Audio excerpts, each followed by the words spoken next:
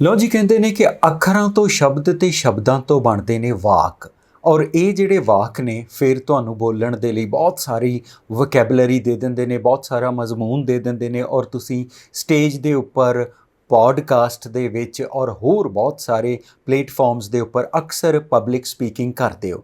ਔਰ ਉਹਦੇ ਵਿੱਚ ਇੱਕ ਬੜੀ ਵੱਡੀ ਸਮੱਸਿਆ ਆਉਂਦੀ ਹੈ ਔਰ ਜਿਹੜੇ ਸਰੋਤੇ ਹੁੰਦੇ ਨੇ ਨਾ, ਉਹ ਕਈ ਵਾਰੀ ਬਹੁਤ ਪਰੇਸ਼ਾਨ ਹੋ ਜਾਂਦੇ ਨੇ ਉਹਨਾਂ ਬਲੋਜ਼ ਦੇ ਉੱਤੋਂ, ਉਹ ਠੱਪ ਠੱਪ ਦੀ ਆਵਾਜ਼ ਦੇ ਉੱਪਰੋਂ।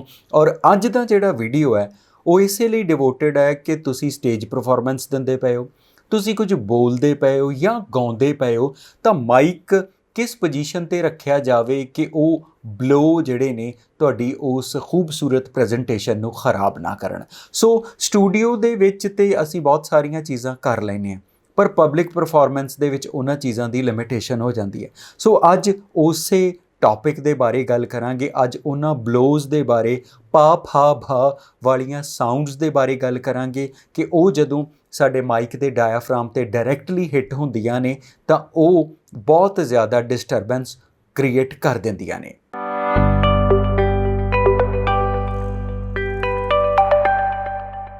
ਸੋ ਇਹਨਾਂ ਪਾ ਫਾ ਭ ਦੀ ਆਵਾਜ਼ ਨੂੰ ਰੋਕਿਆ ਕਿਵੇਂ ਜਾਵੇ?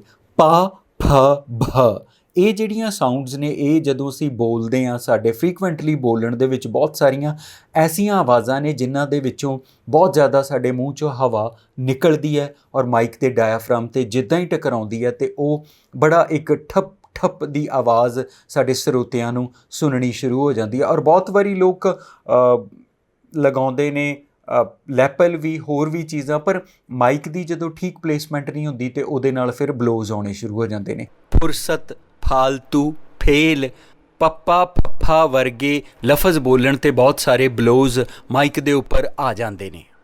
ਔਰ ਦੇਖੋ ਜੀ, ਸਟੂਡੀਓ ਦੇ ਵਿੱਚ ਤੁਸੀਂ ਇਸ ਕਿਸਮ ਦੀਆਂ ਸ਼ੀਲਡ, ਪੌਪ ਸ਼ੀਲਡ ਜਿਹਨਾਂ ਨੂੰ ਅਸੀਂ ਕਹਿੰਦੇ ਹਾਂ, ਉਹ ਦੇਖੀਆਂ ਹੋਣਗੀਆਂ। ਔਰ ਉਹਦਾ ਇਸਤੇਮਾਲ ਅਸੀਂ ਅਕਸਰ ਕਰਕੇ ਇਸ ਤਰੀਕੇ ਦੇ ਨਾਲ ਕਰ ਲੈਂਦੇ ਹਾਂ ਕਿ ਇਸ ਤਰੀਕੇ ਜਦੋਂ ਅਸੀਂ ਪੌਪ ਸ਼ੀਲਡ ਦਾ ਇਸਤੇਮਾਲ ਕਰਦੇ ਹਾਂ ਤਾਂ ਫਿਰ ਬਲੋ ਆਉਣ ਦੇ ਚਾਂਸ ਘੱਟ ਜਾਂਦੇ ਨੇ। ਪਰ ਦੇਖੋ, ਉਹ ਐਨਰਜੀ ਹੈ ਕਈ ਵਾਰੀ ਇਹਦੇ ਵਿੱਚੋਂ ਵੀ ਨਿਕਲ ਜਾਂਦੀ ਹੈ। ਔਰ ਇਸ ਕਰਕੇ ਫਿਰ ਸਾਨੂੰ ਇੱਕ ਸਵੀਟ ਪੁਆਇੰਟ ਲੱਭਣਾ ਪੈਂਦਾ ਕਿ ਜਿੱਥੇ ਆਰਟਿਸਟ ਦਾ ਵਿਜ਼ਨ ਵੀ ਬਲੌਕ ਨਾ ਹੋਵੇ ਔਰ ਉਹਦੇ ਪੌਪ ਵੀ ਜਿਹੜੇ ਨੇ ਉਹ ਸਾਡੀ ਆਡੀਓ ਰਿਕਾਰਡਿੰਗ ਨੂੰ ਨਾ ਡਿਸਟਰਬ ਕਰਨ। ਜਦੋਂ ਲੋਕ ਸਿੰਗਿੰਗ ਕਰਦੇ ਨੇ ਤਾਂ ਇਸ ਪੌਪ ਸ਼ੀਲਡ ਦਾ ਇਸਤੇਮਾਲ ਕੀਤਾ ਜਾਂਦਾ ਹੈ, ਦੂਰੀ ਬਣਾ ਕੇ ਕੀਤਾ ਜਾਂਦਾ ਹੈ। ਔਰ ਜਦੋਂ ਕੋਈ ਵੌਇਸ ਓਵਰ ਆਰਟਿਸਟ ਸਟੂਡੀਓ 'ਚ ਡਬਿੰਗ ਕਰਦਾ ਤੇ ਤਾਂ ਵੀ ਇਸ ਪੌਪ ਸ਼ੀਲਡ ਦਾ ਇਸਤੇਮਾਲ ਕੀਤਾ ਜਾਂਦਾ ਹੈ ਇੱਕ ਖਾਸ ਡਿਸਟੈਂਸ ਤੋਂ, ਕਿਉਂਕਿ ਕੰਡੈਂਸਰ ਮਾਈਕ ਹੋਰ ਵੀ ਜ਼ਿਆਦਾ ਸੈਂਸਿਟਿਵ ਹੁੰਦੇ ਨੇ। ਸੋ ਹੁਣ ਆ ਜਾਂਦੀ ਹੈ ਜੀ ਸਟੇਜ ਦੀ ਗੱਲ। ਔਰ ਸਟੇਜ ਦੇ ਉੱਪਰ ਇਹ ਚੀਜ਼ਾਂ ਸਾਡੇ ਕੋਲ ਨਹੀਂ ਹੁੰਦੀਆਂ। ਬਹੁਤ ਰੇਅਰ ਮਾਈਕ ਨੇ ਜਿਨ੍ਹਾਂ ਦੇ ਵਿੱਚ ਇਨਬਿਲਟ ਪੌਪ ਫਿਲਟਰ ਹੁੰਦੇ ਨੇ, ਪਰ ਬਹੁਤ ਆਮ ਕਰਕੇ ਸਾਡੇ ਪੰਜਾਬ, ਇੰਡੀਆ ਦੇ ਵਿੱਚ ਬਹੁਤ ਸਾਰੀਆਂ ਐਸੀਆਂ ਸਟੇਜਿਸ ਨੇ ਜਿਨ੍ਹਾਂ ਦੇ ਉੱਪਰ ਪੌਪ ਸ਼ੀਲਡ ਨਹੀਂ ਹੁੰਦੀਆਂ, ਬਲੋ ਨੂੰ ਨਹੀਂ ਰੋਕਿਆ ਜਾਂਦਾ। ਅਤੇ ਬਹੁਤ ਵਾਰੀ ਲੋਕ ਵੀ ਕੀ ਕਰਦੇ ਨੇ, ਬੁਲਾਰੇ ਵੀ ਕੀ ਕਰਦੇ ਨੇ ਕਿ ਮਾਈਕ ਨੂੰ ਇਸ ਕਦਰ ਆਪਣੇ ਮੂੰਹ ਦੇ ਬਿਲਕੁਲ ਅੱਗੇ ਲਿਆਉਣ ਦੀ ਕੋਸ਼ਿਸ਼ ਕਰਦੇ ਨੇ ਔਰ ਜਿੱਦਾਂ ਹੀ ਉਹ ਆਪਣੇ ਇਸ ਮੂੰਹ ਦੀ ਪੋਜੀਸ਼ਨ ਦੇ ਉੱਪਰ ਆ ਜਾਂਦੇ ਨੇ ਤੇ ਬਲੋ ਹੋਰ ਜ਼ਿਆਦਾ ਬੰਬਾਸਟਿਕ ਹੋਣੇ ਸ਼ੁਰੂ ਹੋ ਜਾਂਦੇ ਨੇ, ਹੋਰ ਜ਼ਿਆਦਾ ਵੱਧ ਜਾਂਦੇ ਨੇ। ਸੋ ਜਿਹੜੇ ਰੂਟੀਨ 'ਚ ਬੋਲਦੇ ਨੇ, ਜਿਨ੍ਹਾਂ ਨੂੰ ਥੋੜ੍ਹਾ ਆਈਡੀਆ ਹੁੰਦਾ ਹੈ ਕਿ ਕਿਹੜੀ ਚੀਜ਼ ਸਾਡੀ ਉਸ ਪਰਫਾਰਮੈਂਸ ਨੂੰ ਖਰਾਬ ਕਰ ਸਕਦੀ ਹੈ, ਤਾਂ ਉਹ ਗੱਲ ਕਰਦੇ ਕਰਦੇ ਇੱਕ ਵਧੀਆ ਜਿਹਾ ਐਂਗਲ ਬਣਾ ਲੈਂਦੇ ਨੇ 45 ਡਿਗਰੀ ਦਾ। ਔਰ ਇਹਦੇ ਨਾਲ ਕੀ ਹੁੰਦਾ, ਬੜਾ ਵਧੀਆ ਤੁਹਾਨੂੰ ਸਵੀਟ ਪੁਆਇੰਟ ਮਿਲ ਜਾਂਦਾ। ਫਿਰ ਤੁਹਾਡੀ ਜਿਹੜੀ ਵੀਡੀਓ ਹੈ ਉਹ ਵੀ ਖੂਬਸੂਰਤ ਜਿਹੀ ਹੋਣੀ ਸ਼ੁਰੂ ਹੋ ਜਾਂਦੀ ਹੈ ਕਿਉਂਕਿ ਤੁਹਾਡਾ ਮੂੰਹ ਕੈਮਰੇ ਨੂੰ ਸਾਫ਼ ਨਜ਼ਰ ਆਉਂਦਾ ਪਿਆ ਹੈ ਔਰ ਤੁਹਾਡੀ ਆਵਾਜ਼ ਜਿਹੜਾ ਹੈ ਉਹ ਤੁਹਾਡਾ ਮਾਈਕ ਪਰਫੈਕਟਲੀ ਚੁਣਦਾ ਪਿਆ ਹੈ,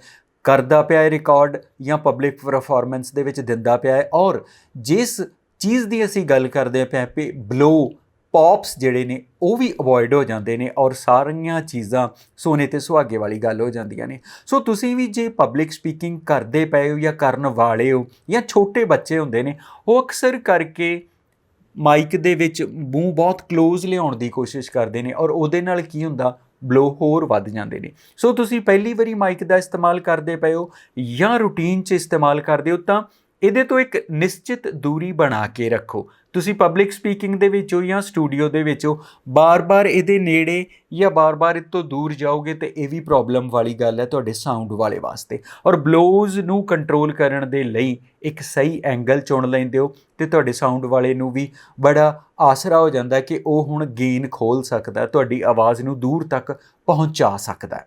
ਸੋ ਮਾਈਕ ਚਾਹੇ ਕਿਸੇ ਵੀ ਕਿਸਮ ਦਾ, ਡਾਇਨਮਿਕ ਮਾਈਕ ਹੈ, ਤੁਸੀਂ ਹੱਥ ਦੇ ਵਿੱਚ ਫੜਿਆ ਹੋਇਆ ਜਾਂ ਤੁਹਾਡੇ ਸਟੈਂਡ ਤੇ ਲੱਗਿਆ ਹੋਇਆ, ਤੇ ਉਹਦੇ ਵਿੱਚ ਕਿਸ ਕਿਸਮ ਦੇ ਨਾਲ ਕਿੰਨੀ ਕੁ ਦੂਰੀ ਤੋਂ ਤੁਸੀਂ ਬੋਲਣਾ ਹੈ, ਉਹ ਚੀਜ਼ ਬਹੁਤ ਜ਼ਿਆਦਾ ਮੈਟਰ ਕਰਦੀ ਹੈ। ਨਹੀਂ ਤੇ ਬਲੋਜ਼ ਜਿਹੜੇ ਨੇ ਉਹ ਤੁਹਾਡੀ ਉਸ ਪਰਫਾਰਮੈਂਸ ਨੂੰ ਖਰਾਬ ਕਰਨ ਦੀ ਕੋਸ਼ਿਸ਼ ਕਰਦੇ ਨੇ। ਸੋ ਉਹ ਖਿਆਲ ਅਸੀਂ ਬਿਲਕੁਲ ਬਾਕਾਇਦਗੀ ਨਾਲ ਰੱਖਣਾ ਹੈ ਕਿ ਮਾਈਕ ਤੋਂ ਕਿੰਨਾ ਕੁ ਡਿਸਟੈਂਸ, ਕਿੰਨਾ ਕੁ ਐਂਗਲ ਰੱਖਿਆ ਜਾਵੇ। ਦੇਖੋ ਮਾਈਕ ਨੂੰ ਤੁਸੀਂ ਹਲਕਾ ਜਿਹਾ ਇੱਧਰ ਵੀ ਟਿਲਟ ਕਰ ਲੈਂਦੇ ਹੋ ਤੇ ਇਹ ਤਾਂ ਵੀ ਤੁਹਾਡੀ ਆਵਾਜ਼ ਨੂੰ ਫੜ ਲੈਂਦਾ ਹੈ ਔਰ ਇਹਦੇ ਨਾਲ ਬਲੋ ਅਵੋਇਡ ਹੋ ਜਾਂਦੇ ਨੇ। ਜਿਹੜੇ ਚੰਗੇ ਸਿੰਗਰ ਨੇ, ਸੀਜ਼ਨਡ ਸਿੰਗਰ ਨੇ, ਉਹ ਬੜੇ ਅੱਛੇ ਤਰੀਕੇ ਦੇ ਨਾਲ ਆਪਣੇ ਮਾਈਕ ਨੂੰ ਕਵਰ ਵੀ ਦੇ ਦਿੰਦੇ ਨੇ ਆਪਣੀ ਆਵਾਜ਼ ਦਾ, ਔਰ ਉਹਨੂੰ ਬਲੋ ਕੰਟਰੋਲ ਕਰਨ ਦੀ ਵੀ ਉਹਨਾਂ ਨੂੰ ਆਈਡੀਆ ਹੁੰਦਾ ਕਿ ਮੈਂ ਕਿਸ ਐਂਗਲ 'ਤੇ ਰੱਖਾਂਗਾ ਤੇ ਬਲੋਜ਼ ਬਹੁਤ ਜ਼ਿਆਦਾ ਨਹੀਂ ਆਉਣਗੇ। ਸੋ ਇਸ ਵੀਡੀਓ ਦੇ ਵਿੱਚ ਮਕਸਦ ਸਾਡਾ ਇਹੀ ਹੈ ਕਿ ਤੁਹਾਨੂੰ ਉਹਨਾਂ ਬਲੋਜ਼ ਨੂੰ ਕੰਟਰੋਲ ਕਰਨ ਦਾ ਆਈਡੀਆ ਦੇ ਦਿੱਤਾ ਜਾਵੇ,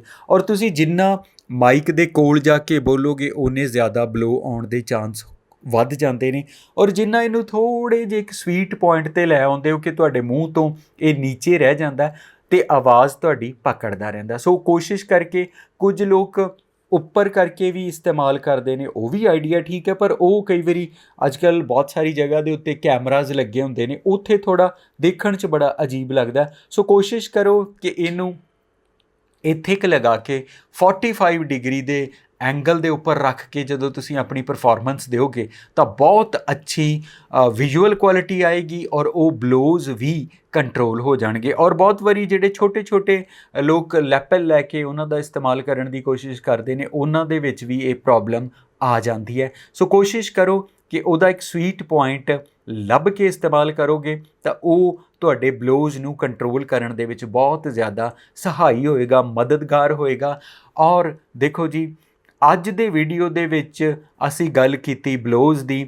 ਇਹ ਡਾਇਨਮਿਕ ਮਾਈਕ 'ਤੇ ਵੀ ਆਉਂਦੇ ਨੇ, ਕੰਡੈਂਸਰ ਮਾਈਕ 'ਤੇ ਵੀ ਆਉਂਦੇ ਨੇ, ਔਰ ਜਿਹੜਾ ਵੀ ਮਾਈਕ ਤੁਸੀਂ ਮੂੰਹ ਦੇ ਬਹੁਤ ਜ਼ਿਆਦਾ ਨਜ਼ਦੀਕ ਲੈ ਆਉਂਦੇ ਹੋ ਉਹਦੇ ਵਿੱਚ ਆਉਣ ਦੇ ਚਾਂਸ ਬਲੋਜ਼ ਦੇ ਬਹੁਤ ਜ਼ਿਆਦਾ ਹੋ ਜਾਂਦੇ ਨੇ। ਕਈ ਵਾਰੀ ਅਸੀਂ ਫੋਨ ਦੇ ਉੱਪਰ ਵੀ ਕੋਈ ਚੀਜ਼ ਰਿਕਾਰਡ ਕਰਦੇ ਹੁੰਦੇ ਹਾਂ ਤਾਂ ਉਹਦੇ 'ਤੇ ਵੀ ਇਹ ਖਿਆਲ ਰੱਖਣਾ ਕਿ ਸਾਡੇ ਮਾਈਕਰੋਫੋਨ ਜਿਹੜੇ ਨੇ ਫੋਨ ਦੇ, ਉਹ ਇਸ ਪਲੇਸ 'ਤੇ ਹੁੰਦੇ ਨੇ। ਸੋ ਇਸ ਤਰੀਕੇ ਨਾਲ ਜਦੋਂ ਤੁਸੀਂ ਫੋਨ 'ਤੇ ਰਿਕਾਰਡ ਕਰੋਗੇ ਤਾਂ ਉਹ ਵੀ ਬਲੋਜ਼ ਦੇ ਜਾਣਗੇ। ਸੋ ਕੋਸ਼ਿਸ਼ ਕਰੋ ਕਿ ਉਹਨੂੰ ਵੀ ਇੱਕ ਸਵੀਟ ਪੁਆਇੰਟ ਦੇ ਉੱਤੇ ਇਸ ਕਿਸਮ ਦੇ ਨਾਲ ਰੱਖ ਕੇ ਰਿਕਾਰਡ ਕਰੋਗੇ ਤੇ ਫੋਨ ਦੇ ਉੱਪਰ ਵੀ ਬਲੋਜ਼ ਦੀ ਜਿਹੜੀ ਪ੍ਰੋਬਲਮ ਹੈ ਉਹ ਕੰਟਰੋਲ ਹੋ ਜਾਏਗੀ। ਔਰ ਜੇ ਤੁਸੀਂ ਸੀਜ਼ਨਡ ਹੋ ਤਾਂ ਫਿਰ ਤੇ ਆਪਾਂ ਤੁਹਾਨੂੰ ਇੱਕ ਪਰਫੈਕਟ ਸੋਲਿਊਸ਼ਨ ਦੱਸਿਆ ਹੀ ਹੈ, ਜਿਹੜਾ ਸਾਰੀ ਦੁਨੀਆ ਦੇ ਵਿੱਚ ਸਟੂਡੀਓ ਦੇ ਵਿੱਚ ਵਰਤਿਆ ਜਾਂਦਾ ਹੈ ਕਿ ਇਸ ਪੌਪ ਸ਼ੀਲਡ ਦਾ ਇਸਤੇਮਾਲ ਕਰੋ ਔਰ ਉਹਦਾ ਵੀ ਇੱਕ ਖਾਸ ਐਂਗਲ ਔਰ ਖਾਸ ਜਿਹੜੀ ਦੂਰੀ ਹੈ ਬਣਾ ਕੇ ਰੱਖੋ ਔਰ ਉਹਦੇ ਨਾਲ ਤੁਹਾਨੂੰ ਪੌਪ ਦੀ ਸਮੱਸਿਆ ਬਿਲਕੁਲ ਨਹੀਂ ਆਏਗੀ। ਸੋ ਅੱਜ ਦੇ ਵੀਡੀਓ ਦੇ ਵਿੱਚ ਇੰਨਾ ਹੀ ਜੀ।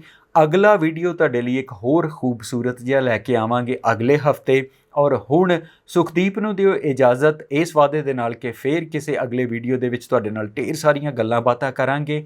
ਔਰ ਸਾਡੇ ਵੀਡੀਓਜ਼ ਨੂੰ ਲਾਈਕ, ਕਮੈਂਟ, ਸ਼ੇਅਰ ਜ਼ਰੂਰ ਕਰਦੇ ਰਹੋ ਤਾਂ ਜੋ ਮੋਟੀਵੇਸ਼ਨ ਮਿਲਦੀ ਰਹੇ ਹੋਰ ਬਹੁਤ ਸਾਰੇ ਵੀਡੀਓ ਬਣਾਉਣ ਦੇ ਲਈ। Thank you.